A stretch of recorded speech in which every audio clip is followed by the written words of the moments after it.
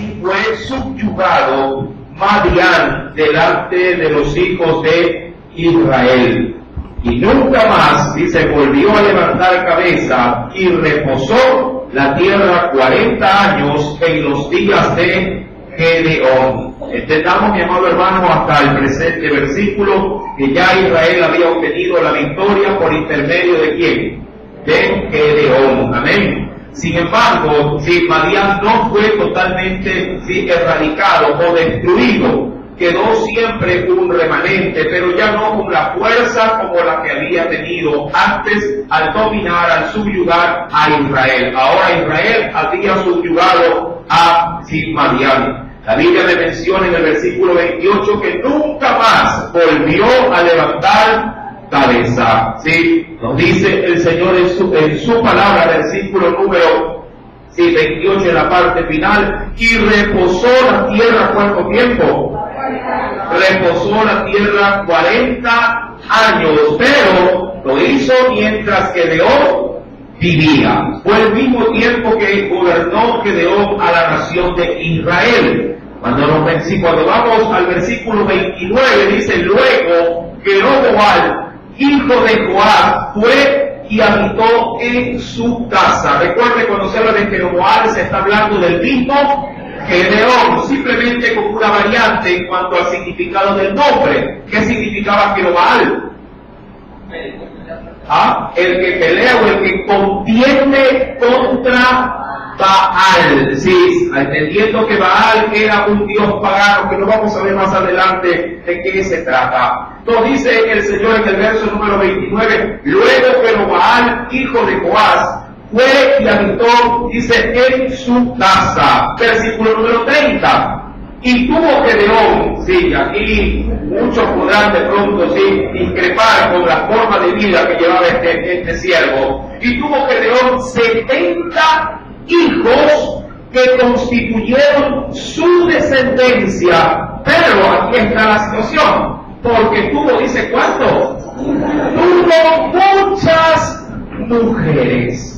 Amado hermano, Dios no aprobaba, sí, la poligamia. Dios siempre estableció dentro del matrimonio, sí, la monogamia, es decir, una sola pareja, sí, a la hora del casamiento. Mas, sin embargo, conforme a costumbres, conforme diríamos a tradiciones de la época, los hombres tomaban para sí, no solamente esposas, no una, sino muchas, y juntamente con ellas a sus, digamos así, a sus concubinas, que por lo general estas venían a ser las nodrizas de las mujeres que eran dadas aún en matrimonio. Abraham también incurrió, diríamos, en una falta semejante. Jacob, ni se diga, estuvo también con 2 esposas y cada una de ellas le entregó, sí, en este caso a sus acompañantes. Mi amado hermano, en este caso, sí, el asunto de la poligamia es algo que Dios nunca, sí, lo aprobó. Pero los hombres incurrieron en esta situación.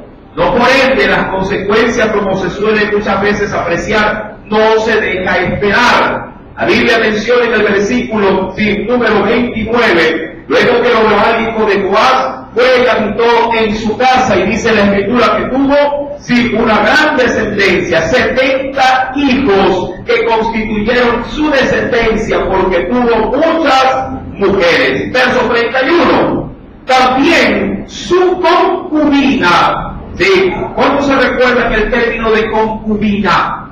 ¿Cómo se podría legalmente apreciar esta situación? ¿Sí? El concubinato es la relación que puede llegar a existir en un hombre para con una mujer cuando éste la toma, pero no se casa con ella. ¿Sí? A esos en la actualidad se le vendría a conocer como unión libre. Sí, el concubinato es un símbolo semejante a la unión libre. Sí, está con ella, vive con ella, pero no se casa con ella. Versículo 31. También su concubina que estaba en Siquem le dio un hijo y le puso por nombre Abimelech. Amén. Sí. Todo esto simplemente habría de preparar, ¿sí?, el camino para la inclusión de un nuevo juez, ya que Abimelech será quien hermano, tomará las riendas sí, para poder llevar, en este caso, el liderazgo en su nación. Ahora bien, nos dice la Biblia, y aquí vamos a entrar en materia de estudio en esta preciosa mañana, versículo número 32. ¿Qué sucedió? Como suele suceder a todos los hombres.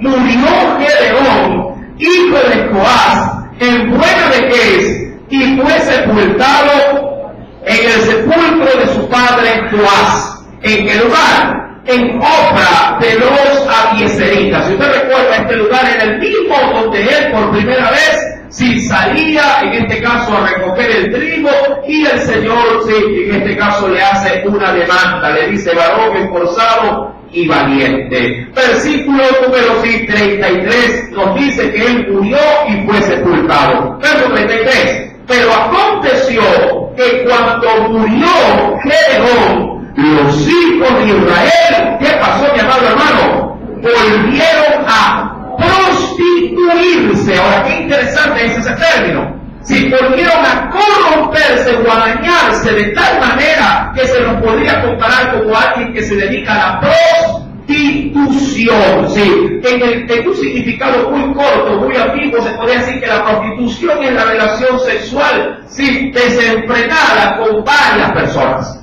trayendo, claro está, no solamente una mala reputación, sino también los riesgos de poder adquirir diversidad de enfermedades. El pueblo se prostituyó, dice, a la muerte de ¿qué? A la muerte de Gedeón. Y dice la Escritura en el verso número 33, los hijos de Israel volvieron a prostituirse, yendo tras los Baales, y de todos los Baales que tenían. ¿Qué significaba el término Baal? Amo, dueño o señor. Nos dice la Escritura, versículo 33, yendo tras los Baales, pero escogieron por Dios de entre los muchos Baales que había, o los muchos dioses paganos, escogieron a uno solo, o a él le rindieron mayor atención. A Baal, dice ahí, Berit. Ahora bien, entremos sí en estudio con respecto a este Dios en particular. Hablando de Baal Berit, el puesto ahí al pie de la gráfica, deidad adorada por los israelitas durante el periodo de los jueces, también llamado Dios Berit, o lo que se podría interpretar como el Dios del pacto. Berit significa pacto. Y amado hermano, ¿qué tiene la Escritura con respecto a esto que enseñarnos? Bueno, vayamos primeramente y veamos ciertas pautas bíblicas. Acompáñenme a Éxodo capítulo 34 y veamos qué nos dice el Señor desde el verso 11 en adelante. Libro del Éxodo, capítulo número 34.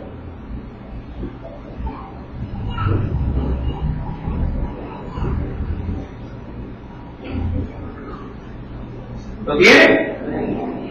Versículo 11 en adelante, ahí usted verá aún como prefacio que dice advertencia contra ¿qué? Contra la idolatría. Dice el Señor: guarda lo que yo te mando hoy. He aquí que yo he hecho de delante de tu presencia, hablando del pueblo, ¿a quién? Al amorreo, al cananeo, al eteo, al pereceo, al heveo y al jebuseo. Guárdate, dice ahí, de hacer alianza con los moradores de la tierra donde has de entrar, para que no sean tropezadero en medio de ti. Lea por favor el versículo 13.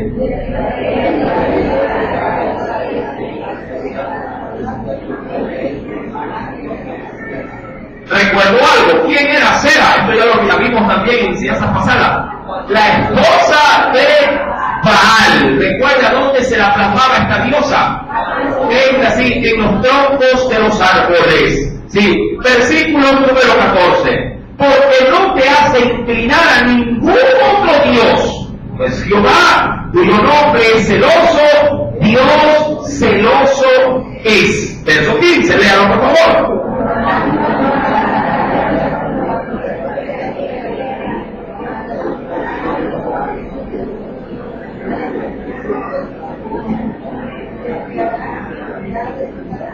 O tomando de sus hijas para tus hijos, y fornicando sus hijas hijas en pos de sus dioses, harán fornicar también a tus hijos en pos de los dioses de ellas. No te harás dioses de fundición. Y eso prácticamente que Dios le había dicho que no hagan, el pueblo lo hizo. No solo fornicaron, sino que se prostituyeron en pos de esos dioses de la tierra de Canaán. La Escritura, aún de manera adicional, mi querido hermano, con respecto a la idolatría y sobre todo al Dios de Baal, nos dice en Sofonías capítulo número 1. Acompáñenme por favor al verso número 4. Libro de Sofonías, capítulo número 1. ¿Dónde está Sofonías? Entre Génesis y Apocalipsis. Ahí me encuentro. Libro de Sofonías, capítulo número 1, verso número 4. Está entre Habacuc y Ageo. ¿Ya lo tienen? Si quisiera ser un poquito práctico en la terminología, diríamos que Balaam fue el mayor exponente, fuera obviamente de Jehová, que dio más que un dolor de cabeza a nuestro Señor por la idolatría de su pueblo. Sofonías capítulo 1, versículo número 4. ¿Lo tiene? Extenderé mi mano sobre Judá y sobre todos los habitantes de Jerusalén. Ahora, ¿para qué lo hará? Exterminaré de este lugar los restos de ¿quién? De Baal y el nombre de los ministros idólatras con sus sacerdotes. Avanza el verso 5. Y a los que sobre los terrados se postran, al ejército del cielo, y a los que se postran jurando por Jehová, y jurando también por quién, por Milcom. Y eso le va a dar el dios Sol o las estrellas. Mi querido hermano, la idolatría penosamente fue un marco referencial constante en medio de la nación judía. Mi querido hermano, todo esto pues acarreó, como no era de esperarse, también las consecuencias. Si me acompañan por favor a la primera carta a Ezequiel, capítulo número 11. Profeta Ezequiel, capítulo número 11.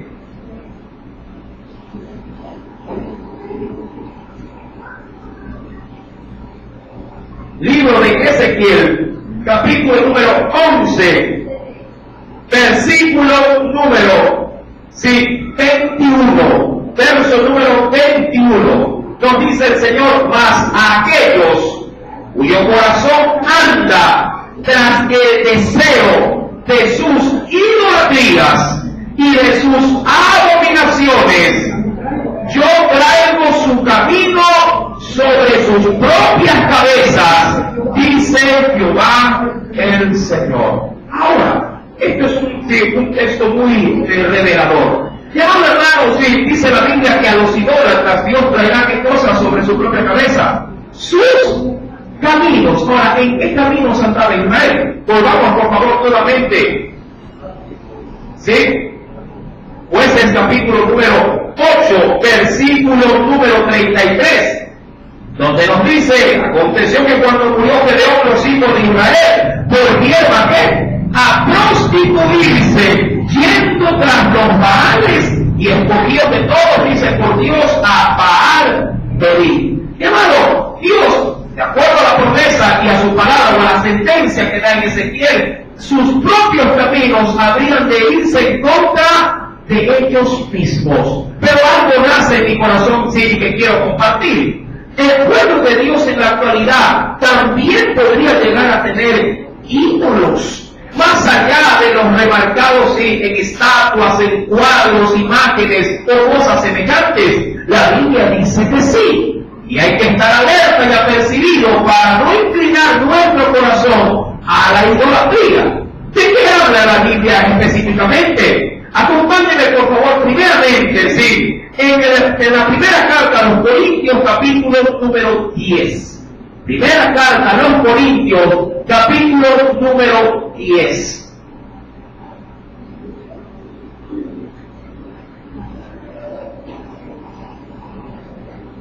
¿Ya lo tienen?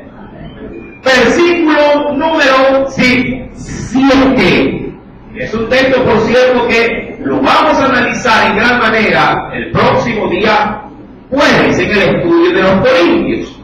Dice el Señor, verso número 7, ni seáis idólatras como alguno de ellos, ¿sí? Según está escrito, se sentó el pueblo a comer y a beber y se levantó a qué cosa también. Ahora, ¿qué puede usted notar en ese texto bíblico? Que de pronto no le cuadra o no le encaja llegar a comprender en su totalidad. ¿Qué es lo que usted logra discernir, logra entender en ese verso 7? Por el y leo, ni seáis idólatra como alguno de ellos, según está escrito, se sentó el pueblo a comer, a beber y se levantó a jugar. Ahora, pregunto, mi amado hermano, ¿esto es idolatría? ¿Qué dice el texto bíblico? ¿Se levantó a qué? A jugar, a comer y a beber. ¿Por qué la Escritura le da, diríamos, un calificativo de idolatría a cosas que de pronto para nuestra mente son cosas habituales o normales? Si queremos entender esta postura bíblica, vayamos por favor también a la primera carta, al libro de Colosenses, capítulo número 3, y luego a primera de Pedro. Colosenses, capítulo número 3. ¿Cómo así algo tan habitual puede llegar a considerarse idolatría? Colosenses, capítulo número 3.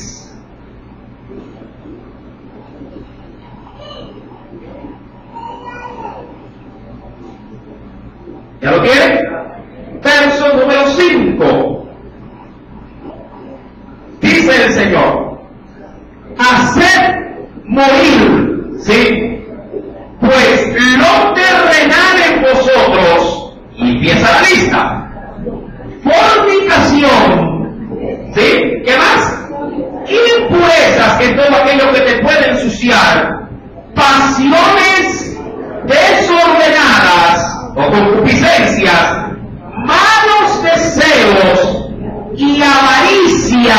Y mire que todo lo que hemos visto, todo lo que estamos leyendo son cosas intangibles, son cosas que no se pueden de pronto tocar o palpar, pero se pueden realizar con acciones, ¿sí? Y nacen en el corazón. Dice la Biblia, malos deseos de avaricia, y mira qué sinónimo le da, que es, ¿sí? Idolatría. Mi amado hermano, son cosas que la verdad no pudieran ser palpables a la vista de los demás, pero que si se adhieren en el corazón, Dios también las asimila como que si fuesen ídolos dentro de nuestro corazón.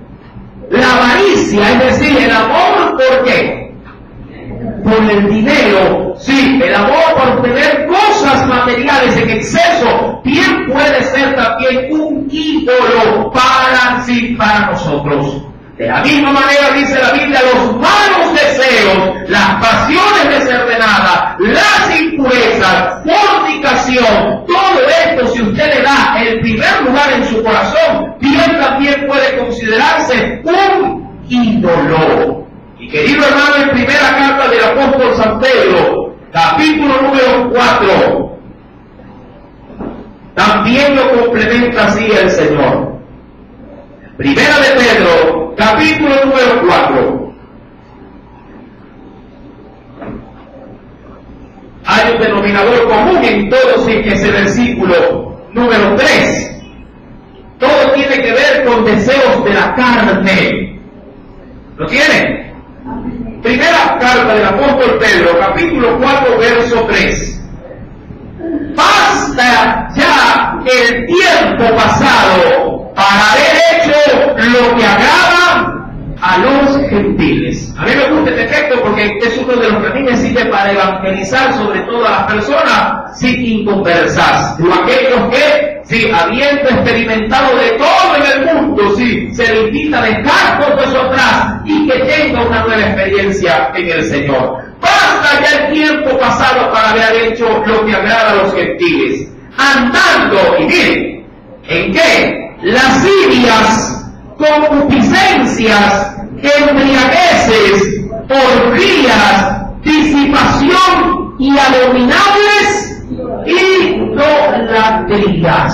¿Sí? Porque todo eso constituye idolatría. ¿Sí? Y amado hermano, todo esto pues el Señor, de la misma manera que nos lo advierte a nosotros, y Él también, así como lo leímos en Éxodo, también se lo advirtió a su pueblo. Pero la Biblia menciona que ellos escogieron a qué Dios, a Baal Perí. Este Dios, llamado hermano, se representaba de diversas formas. Y leo, en este caso, una breve historia de lo que se representaba Baal. Baal, dice ahí, semítico cananeo. Señor también se le podría traducir en su nombre. Era una divinidad, probablemente el sol, de varios pueblos situados en Asia Menor, y su influencia ¿hasta dónde abarcó? A los fenicios, cartagineses, caldeos, babilónicos, sidonios y filisteos. Su significado se aproxima al de amo o señor. Era el dios de la lluvia y la guerra. Fue adorado por los fenicios, dice ahí, como el dios más importante de su panteón. En la demonología, que es la materia que estudia los demonios, en la demonología es el principal rey del infierno. Algunos han identificado a Baal con el nombre de Beelzebú, que significa el dios de las moscas. Ya que podría ser una deformación del nombre Baal-Zebú, que era un dios semita conocido como el señor de las moscas, que se encargaba de alejar a las moscas y curar las enfermedades.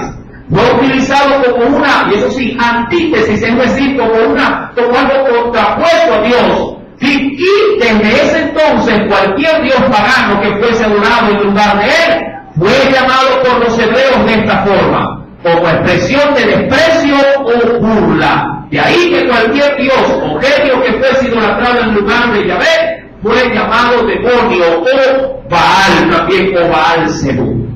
Y querido hermano, bajo ese concepto, esa definición de Baal, la Escritura pues nos narra que ellos hicieron qué cosa con ese dios. No solamente ídolo. Volvamos por favor al texto. Capítulo número 8 de Jueces, verso 33, en la parte final. Y escogieron por Dios, dice ahí, a Baal, pero no a cualquier Baal. Cogieron por Dios a Baal Perí, Dios del pacto. Llamado el pueblo no solamente que siguió a Dios, a Dios Baal, sino que pactó con ese Dios. Estableció un contrato de no romper, en este caso su adoración y su servicio para ese Dios, menospreciando el pacto que Dios había hecho con ellos. Eso es lo más sorprendente de todo esto. De los muchos dioses que había, que se los podía catalogar como Baales, escogieron al peor, al que les aseguraría no volver a otro dios que no fuese Baal. Pactaron con Baal. Mi amado hermano, y menospreciaron los pactos que Dios ya había venido haciendo con ellos.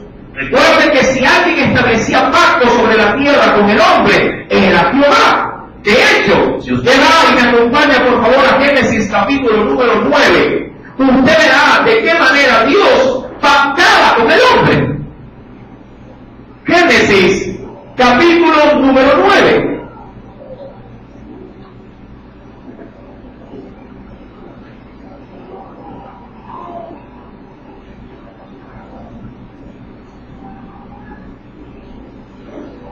¿Lo tiene?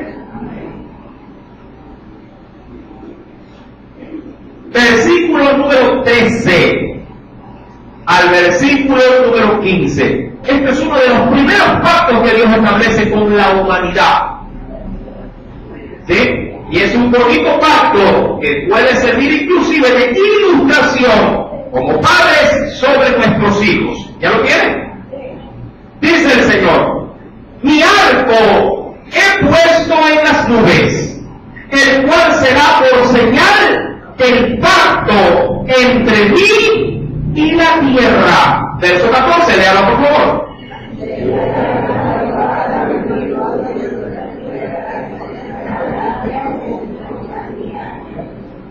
Verso 16, estará el arco en las nubes y lo veré y me acordaré del pacto perpetuo entre Dios y todo ser viviente, con toda carne que hay sobre la tierra. Dijo pues Dios a Noé: esta es la señal del pacto que he establecido entre mí y toda carne que está sobre la tierra. ¿Y a qué se refiere en sí? Al arco iris. Sí, cada vez que usted ve, mi amado hermano, ese arco, luego de pronto, así, de una llovizna o de una lluvia, es el pacto que Dios estableció entre Él y toda la tierra. Sí, para no volverla a destruir ¿con qué? Con agua. Pero ahora estamos peor, porque la va a destruir con fuego. ¿Sí? Mi querido hermano, entendamos, sí, que ese pacto Dios lo estableció para el hombre. Pero no solamente este, Dios tuvo un pacto mucho más cercano con el hombre, que fue el pacto de la circuncisión. Otro pacto que Dios establece entre su, en este caso la descendencia que él había escogido, a ser de ellos su Dios. Si me acompañan también al libro de Génesis en el capítulo 17.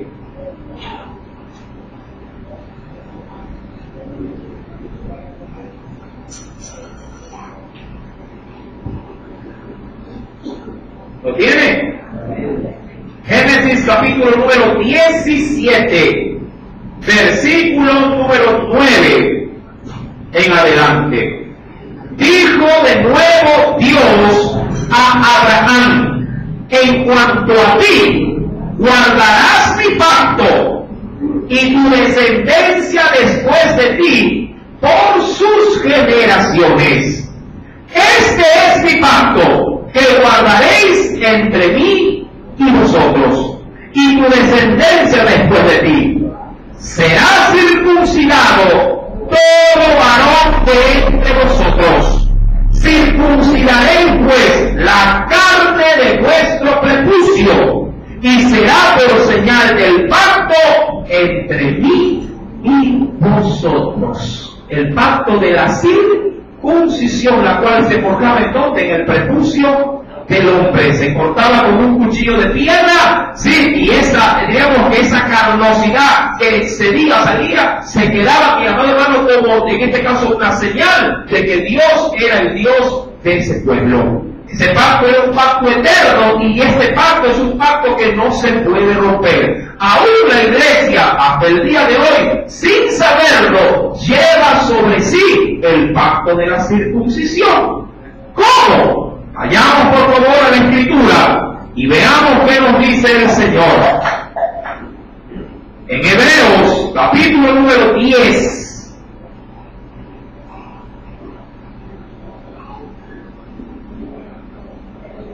Perdón, Colosenses, luego vamos a Hebreos. Sí, Colosenses, perdón, capítulo 2. Colosenses, capítulo número 2.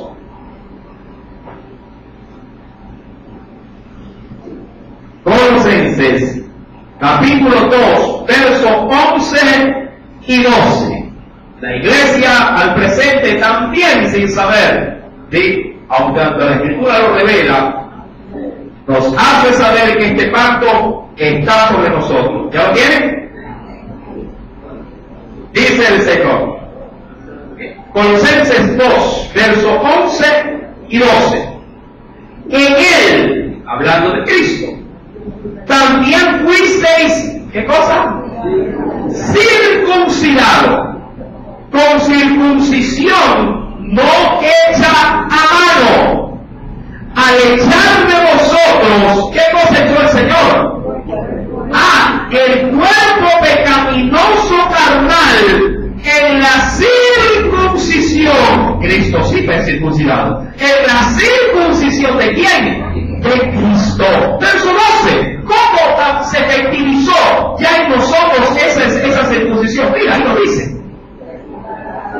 Sepultados con Él en el bautismo, en el cual fuisteis también resucitados con Él mediante la fe en el poder de Dios que le levantó de los muertos. Mira, mi amado hermano, que el bautismo, podríamos decir, es un sinónimo de en este caso del pacto de la circuncisión también.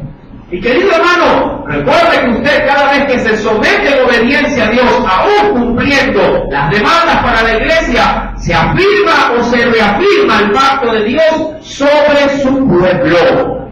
Aún también tenemos un pacto, mi querido hermano, que aún lo cargaríamos entre nuestras propias manos. ¿A qué me refiero? Vayamos a Hebreos capítulo número 10, verso 16. Hebreos, antes de Santiago, capítulo número 10. Hay un pacto maravilloso que Dios sí nos lo pone al alcance de nuestra mano.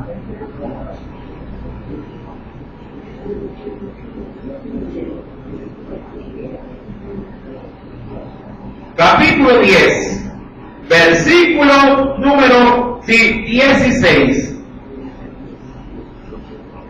O desde el 15 podríamos leer, ¿sí? Leamos desde el 15. Y nos atestigua o nos declara lo mismo que el Espíritu Santo, porque después de haber dicho, este es el pacto que haré con ellos, después de aquellos días, dice el Señor, pondré mis leyes en sus corazones y en sus mentes las escribiré. Y añade, y nunca más me acordaré de sus pecados y transgresiones, pues donde hay remisión de estos, no hay más ofrenda por el pecado. Su palabra, la Biblia, hermano, también es el pacto de Dios con nosotros. La limpieza que Dios nos ha dado a través de Cristo en la cruz del Calvario también es un pacto para con nosotros. Como lo declaró Jesús, este es mi pacto, sí, mi cuerpo y mi sangre también, la sangre del nuevo pacto. Eso está en Corintios capítulo 11. ¿Sí? Acompáñenme ese último versículo para poder, sí, corroborarlo por medio de la Escritura. Primero de Corintios, capítulo número 11, versículo número 24 y 25. Y habiendo dado gracias, lo partió y dijo, tomad, comed, que esto es mi cuerpo, que por vosotros es partido. Haced esto en memoria de mí. Verso 25, léalo por favor. Esta copa es el nuevo pacto en mi sangre. Haced esto todas las veces que la bebiereis en memoria de mí. Mi amado hermano, Dios siempre estableció un pacto con su pueblo, con sus hijos. Ahora el pueblo, desechando el pacto de Dios, se volvió a hacer un pacto con Baal. Y querido hermano, ese pacto obviamente habría de obligar al pueblo a rendirle servicio perpetuo para poder establecer en su corazón un nuevo Dios. Cuando vamos a la Escritura en Jueces capítulo número 8, veamos por favor qué nos dice la Escritura.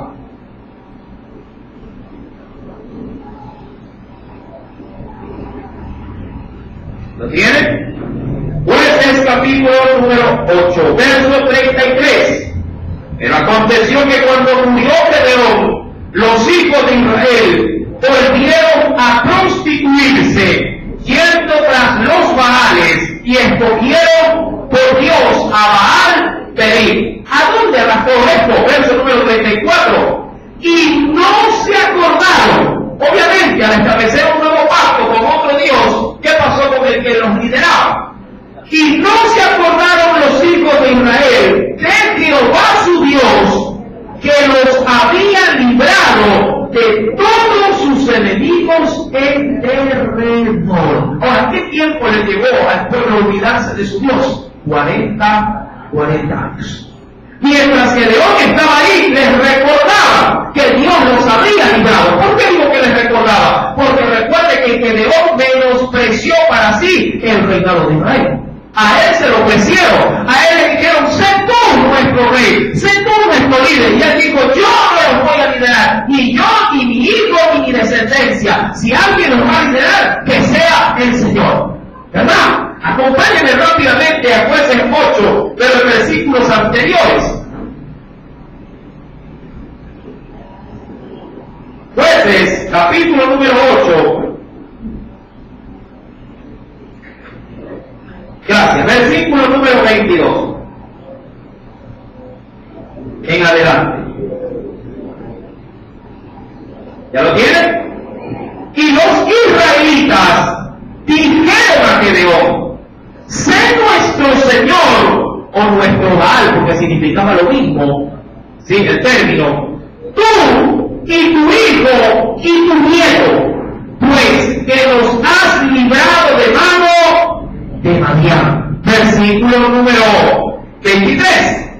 Mas Gedeón respondió: no seré Señor sobre vosotros, ni mi hijo os enseñoreará. Jehová señoreará sobre vosotros. Y eso era, a la verdad, lo más idóneo. Cuando retomamos pues el capítulo 8, versículo número 34, no se acordaron los hijos de Israel de Jehová su Dios, que los había librado de todos sus enemigos en derredor. Recuerde que se dedicaron a adorar a Baal. Verso número, por favor, 35. ¿Qué nos dice ahí en ese último versículo? Ni se mostraron, y esto es lo más, sí, diríamos claro que puede pasar, ni se mostraron agradecidos con la casa o con la descendencia de quién, de Jeroboam, el cual es Gedeón, conforme a todo el bien que él había hecho en Israel. Recuerda que cuando se levantaba un juez, no solamente se levantaba para libertarlos de sus enemigos, sino que también los juzgaba como juez.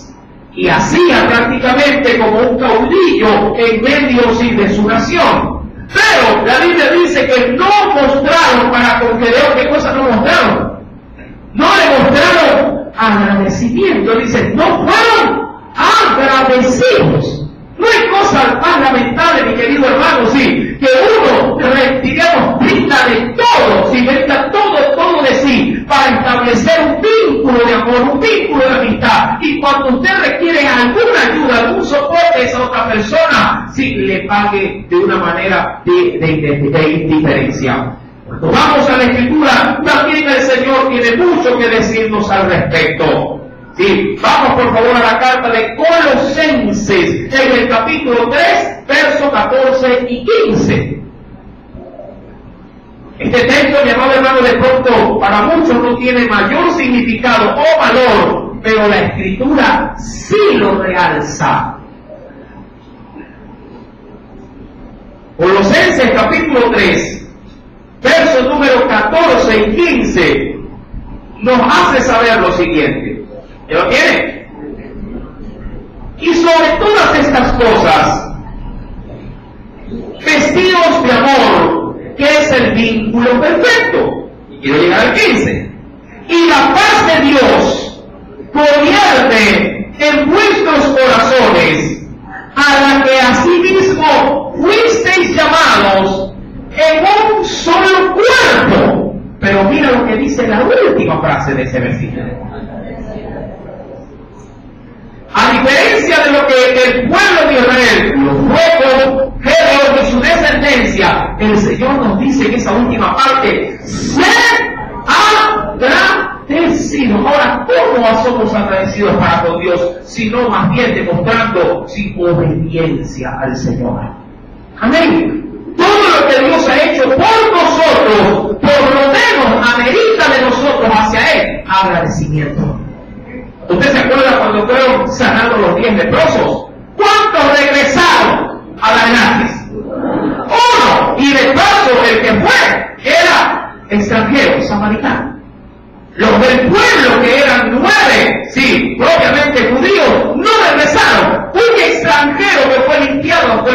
tomó, hermano, la molestia de retornar y decirle: Señor, gracias por lo que has hecho por mí. Y hermano, ¿cuánto ha hecho Dios por ti? ¿Cuánto no hizo, si hablamos ya del caso bíblico, cuánto no hizo Dios por su pueblo para libertarlo, sí, de los opresores? Para libertarlo, sí, que en este caso, sí, de esas naciones que los tenían subyugados, sí, muertos de hambre y viviendo en las rocas de la tierra. Dios había levantado esta fe, juez, sí, para poder libertar a su pueblo. Pero el pueblo terminó agradeciendo a un Dios pagano, un Dios fenicio o un Dios cananeo, antes de que, sí, rendirle tributo y obediencia al Señor. Recuerda lo que menciona, sí, Colosenses 3, versículo número 15. La paz de Dios gobierne en vuestros corazones, a la que asimismo fuisteis llamados en un solo cuerpo. Y eso hablando del cuerpo de Cristo. Y sed agradecidos. Ahora, si me acompaña por favor a otro texto bíblico, veamos en la primera carta de Tesalonicenses. Más adelante, mire simplemente la página y lo encuentra. Capítulo número 5. ¿Hasta dónde debo de ser agradecido con Dios? Bueno, ahí lo dice el Señor. Mucha gente piensa, sí, que ser agradecido es decir al Señor: Señor, gracias, sí, por esto y ya. No, eso implica algo más. ¿Ya lo encontró? Capítulo número 5, verso número 18. Mira, textos que parecen sin mayor trascendencia, pero en Dios todo es importante. Verso 18. Dad gracias. ¿En qué? Hay gente que da gracias solo en la comida nomás. ¿Verdad? Dios, gracias por este banquete que me voy a servir de ahí. Pero cuando se refiere de pronto para dar diezmos de ofrenda, no le da gracias. Esto es mío, dice. ¿Verdad? Dad gracias. ¿En qué dice la Biblia? En todo, porque esta es la voluntad, óyelo bien, es la voluntad de Dios para con vosotros en Cristo Jesús. Estás respirando, dale gracias a Dios. Tienes familia, dale gracias a Dios. Tienes un salario, dale gracias a Dios. Ahora, ¿cómo hay que darle gracias a Dios? Obviamente, sometiendo todo lo que Dios te da a través de su palabra. Si te da vida, si te da salud, no solamente dice: Señor, gracias por la salud, no. Señor, gracias porque por medio de la salud que tú me das, yo dispongo mi vida para tu servicio. Así es que se le da gracias. Es como que usted le diga en casa a alguien: por favor, ayúdenme a arreglar la casa. Luego de que le ayudan, ¿usted qué le dice? ¿Verdad? El deseo puro como tal no tiene la eficacia. Cuando se lo lleva al ejercicio, entonces le decimos: Señor, gracias porque te he servido. Gracias porque estoy aquí, no solamente en mi corazón, sino con mis fuerzas, con mi cuerpo. Mire que en esta semana pasó algo muy curioso. ¿Cuántos vinieron el día viernes? ¿Cuántos vinieron el viernes a evangelizar? A ver, hoy sí quiero ver sus manos alzadas, de los que vinieron el viernes a evangelizar. Perfecto, listo, gracias. ¿Cuántos vinieron en total ese día? En total. El viernes, recuerden, hasta si quieren hasta feriado. Perfecto, 17 personas había. Yo las conté así una a uno. Ayer lo dieron poquitos. Sí, el viernes, 17 personas. Pregunto, ¿cuántos vehículos vinieron a transportar a los hermanos?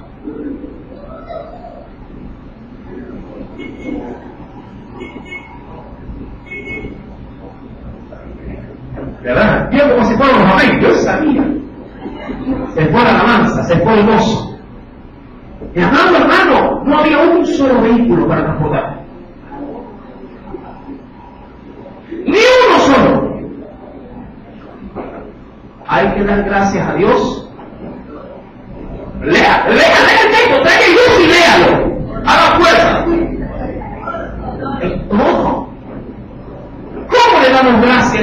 sino ponemos nuestras vidas y lo que Dios nos ha dado a su servicio. Yo no le estoy pidiendo que me regale su carro, cuidado. Le estoy pidiendo que lo que Dios le dio a usted en agradecimiento lo ponga al servicio de Dios.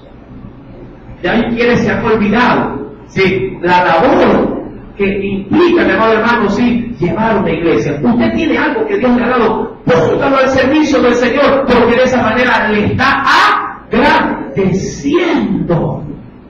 No es posible, a veces decimos, a veces allá afuera nos dicen, uy, iglesia pelucona, porque hay puro vehículo allá afuera. Pero, mi amado hermano, lo ideal sería que todos esos vehículos se pongan al servicio de la obra. Yo algo dije ese día viernes, me dio coraje santo. Le dije, hoy no llamo a nadie, porque cada uno de los hijos de Dios debe de saber su compromiso de agradecimiento con la obra, con el Señor, y no llame a nadie. Vino alguien, y vino enfermo a ayudarnos, le cuento. Miren cómo es Dios. Mucha gente dice, uy hermano, estoy enfermo, no puedo ir. Bueno, también, el que vino a ayudar estaba enfermo, me reservo el nombre para que la bendición sea de él. Y usted no lo aplaude ni lo reconozca, mejor que Dios le pague a él. Y vino un hermano y dijo, hermano, aquí estoy. Y dijo, ¿qué me puedo tomar? Estoy así.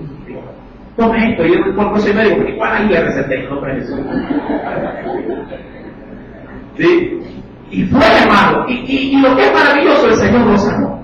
Porque hasta se quedó ayudando a servir. Salió a evangelizar también. Mira, de esa manera uno agradece a Dios. Cuando usted tiene un talento en Dios, cuando usted tiene una habilidad en Dios, agradezcale al Señor. Es como que usted me diga, hermano, yo tengo el don de la música, pero a mí una alabanza toca. ¿Cómo podría decir que le está alabando o le está agradeciendo al Señor? ¿No le parece? Si el Señor a usted le ha provisto de algo, de sus fuerzas, de su conocimiento, de las destrezas, de la salud, mi querido hermano, ¿cuánto tiene salud acá? De pronto no tan perfecta, pero la tenemos, no estamos postrados en una capilla dentro de un hospital. ¿Verdad que es así?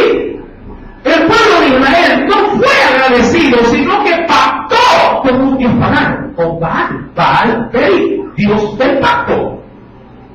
La Biblia, mi amado hermano, recuerde, nos enseña y nos empuja a buscar en Dios siempre el agradecimiento. De manera complementaria, sí. En primera carta a los Corintios, acompáñenme por favor. Perdón, primera de Tesalonicenses ya leímos, ¿no? Sí, primera de Corintios, sí, capítulo número 15. Primera de Corintios, capítulo 15.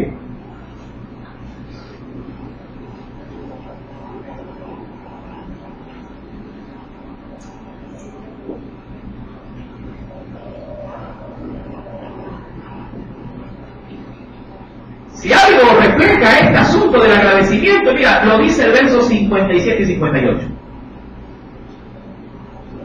¿Lo tiene? Léalo. Ahora sí léalo, pero mira, la boca llena, léalo. Sí, como que si tiene un vaso de jugo ahí.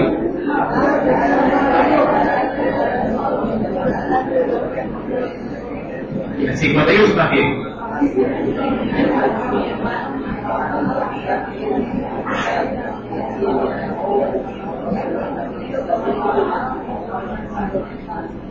¿Se da cuenta? El agradecimiento que lo llena todo el verso 57, ¿a dónde lo empuja en el verso 58? ¿A dónde lo empuja? A que trabajemos en dónde. ¿Cuándo? Un día. Sí. Más gracias sean a Dios que nos da la victoria por medio de nuestro Señor Jesucristo. Y mira lo que dice, así que, ¿qué significa ese así que? ¿Ah? Por lo tanto, en consecuencia, ¿sí se da cuenta? Señor, gracias por tal cosa, perfecto. Entonces, ¿se da cuenta? La labor del evangelismo que se está haciendo en la Flor de Bastión tiene fruto. Ahora sí, ¿cuántos acompañaron el día sábado? Sí, para la escuela bíblica. ¿Cuántos niños hubieron este sábado? Más de 50 niños subieron. La obra, el trabajo, tiene su fruto, porque hay un pueblo agradecido con Dios. Le agradece trabajando, le agradece sirviendo. ¿Sí se está dando cuenta? No es solamente, ay, gracias Señor, y se va a su casa. Gracias Señor, y vuelve a su trabajo. Gracias Señor, y sigue con su vida diaria. No, es gracias Señor, y aquí estoy. Gracias Señor, y ¿qué hago, hermano? Gracias Señor, Dios, aquí estoy. Dime, a ver, ¿para qué soy bueno? ¿Se da cuenta? ¿Qué diferencia? Y eso es lo que dice el versículo 58. Así que, hermanos míos, amados, están firmes y constantes, creciendo ¿en qué? En la obra del Señor de vez en cuando, dice, ¿verdad? A cuando te acuerdes, no, siempre, sabiendo que vuestro trabajo, ay hermano, vengo trabajando, perfecto, ahora a trabajar al Señor también. Recuerda, Dios nunca llamó a gente ociosa para ser discípulo de Él, siempre llevó a gente ocupada. El Señor no iba por las esquinas viendo a la gente que estaba animada y dice, no tiene nada que hacer, ese discípulo mío. No, no. Se iba a las orillas del mar, sí, para buscar gente que estaba trabajando, remendando redes o que venía en sus canoas trayendo pescado. Ahí el Señor dice, este tiene trabajo, este lo quiero usar. Así que la excusa de que estoy trabajando como que no está válida, o estoy ocupado como que no está mal. Al contrario, cuando tú trabajas ya de por sí eres el candidato ideal para servir. Mucha gente le va por, yo quisiera hacer esto, yo quisiera hacer otro, pero tengo buenas intenciones nomás. El rango de horas no hace nada. Oye, hermano, quisiera tengo este proyecto, tengo acá, pero te digo, yo lo respaldo, vamos hermano, si usted quiere, aquí yo le apoyo con algo, bueno, lo que pueda servir le apoyo. Pero no cuajan sus ideas, no cuajan, si no realizan, no concretan nada. ¿Sí me está entendiendo? Feliz feriado, no, hombre, Jesús, vamos a despedirlo bien. Porque en este feriado, donde la iglesia entera debía haberse volcado, ¿qué mejor pretexto para decir, no tengo trabajo, voy a la obra de Dios, pero ni el feriado?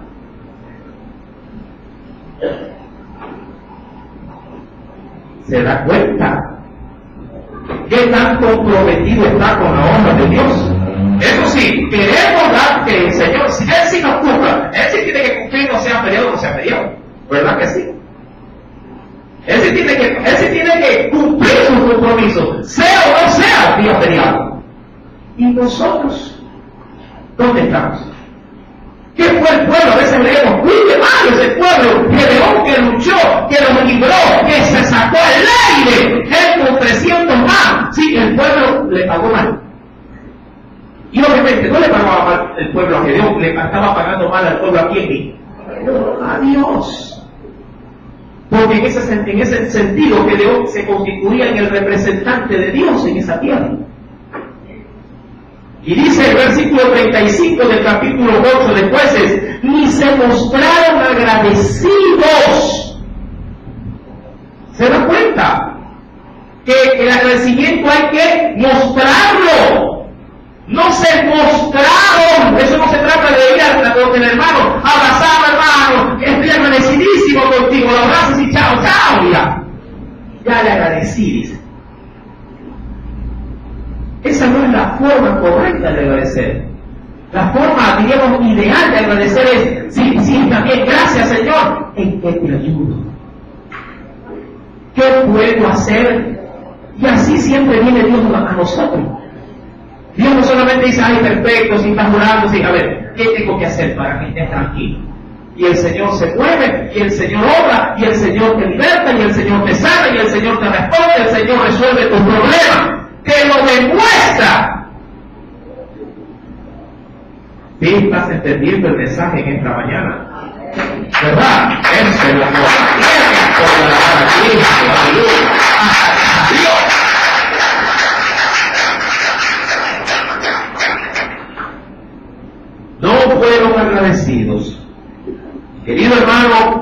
Escritura nos muestra pues ya en la parte final de ese versículo: ni se mostraron agradecidos con la casa de Jeroboam, el cual les quedó conforme a todo el bien que él había hecho, dice, con su pueblo. Amén.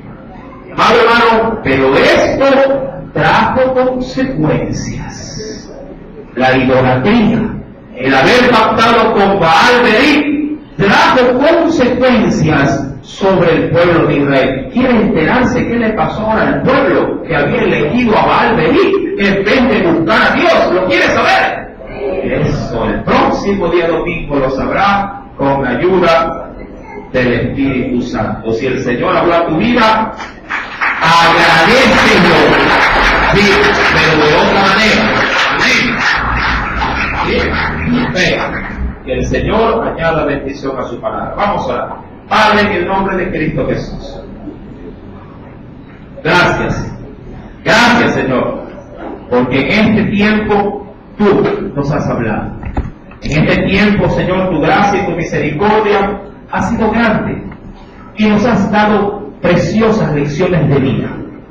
Entre ellas, mi Dios, podemos rescatar que no debemos tener ídolos, pero no solamente esa idolatría palpable, sino aquella que